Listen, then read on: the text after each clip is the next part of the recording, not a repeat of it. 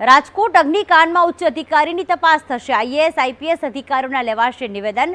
એસઆઈટીની committee સમક્ષ અધિકારીઓના નિવેદન લેવામાં આવશે।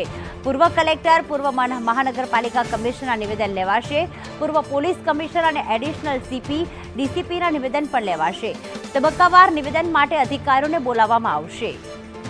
हिरण अमारी साथे जोड़ाई गया है। हिरण जे तत्कालीन पोलीस कमिश्नर हता, म्युनिसिपल कमिश्नर हता के जेमणे जे ते वखते आ गेम झोन ने मंजूरी आपी हती, तेमनी पर थशे पूछपरछ। त्यारे कोने कोने क्यारे बोलाववामां आवशे निवेदन लेवा माटे?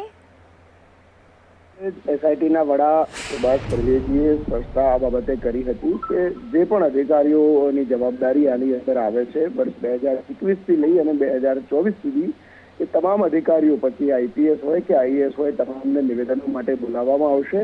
અત્યાર સુધી જેમની જવાબદારી રહી છે એમાં ઉદિત અગ્રવાલ, અમિત અરોરા બંને મ્યુનિસિપલ કમિશનર તરીકે ત્યાં રહેલા છે। અમિત અરોરા 2021 થી 2023 સુધી અને ઉદિત અગ્રવાલ 2019 થી 2021 સુધી મ્યુનિસિપલ કમિશનર રહેલા છે।